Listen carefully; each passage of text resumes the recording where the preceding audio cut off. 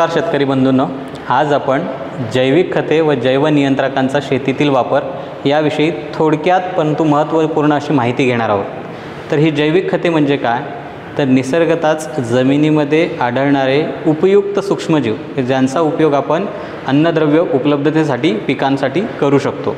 तर यामध्ये प्रामुख्याने नत्र स्थिर करणारे सूक्ष्मजीव, स्फुरत विरघळणारे सूक्ष्मजीव, पालाश विरघळणारे व वहन करणारे सूक्ष्मजीव, त्याचबरोबर जैव नियंत्रकांमध्ये ट्रायकोडर्मा, सुडोमोनास यांसारख्या सूक्ष्मजीवांचा वापर करून आपण आपल्या शेतीच्या उत्पादनामध्ये वाढ करू शकतो। तर प्रामुख्याने नत्र स्थिर करणारे सूक्ष्मजीव यामध्ये पहिलं आहे रायझोबियम।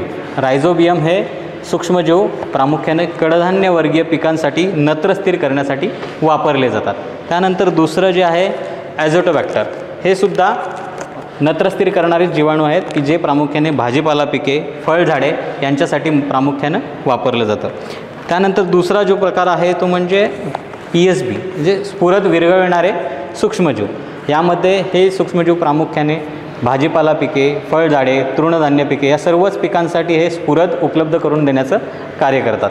त्यानंतर तिसरा प्रकार जो आहे तो म्हणजे पालाश विरघळणारे और वहन करणारे सूक्ष्मजीव। यामध्ये प्रामुख्याने पालाश वहन करणारे प्रामुख्याने बॅसिलस आणि सुडोमोनास या सूक्ष्मजीवांचा वापर होतो। ही तीन प्रमुख जैविक खते आहेत की जेणेकरून आपण नत्र, स्फुरत आणि पालाश पिकांना उपलब्ध करून देऊ शकतो। त्यानंतर जैव नियंत्रकांचा विचार करता ट्रायकोडर्मा ही एक अत्यंत महत्त्वाची आणि उपयुक्त अशी बुरशी आहे की जी पिकांवरील मुळकूज, खोडकूज, रोपमर, बुंदाकूज, फळकूज यांसारख्या रोगांचं नियंत्रण करण्यासाठी वापरली जाते। त्याचबरोबर या बुरशीचा दुसरा एक फायदा असा आहे की जमिनीतील असणारे जे सेंद्रिय पदार्थ आहेत त्याचं विघटन करून पिकांना सहजगत्या उपलब्ध करून देतात। तर ही जैविक खते आणि जैव नियंत्रके प्रामुख्याने भुकटी स्वरूपात आणि द्रवरूप स्वरूपात उपलब्ध असतात। जसं की प्रामुख्याने ट्रायकोडर्मा आणि सुडोमोनास आणि बॅसिलस हे जैव नियंत्रक भुकटी आणि पावडर स्वरूपामध्ये सध्या बाजारात प्रचलित आहेत। तर याचा वापर कसा करावा,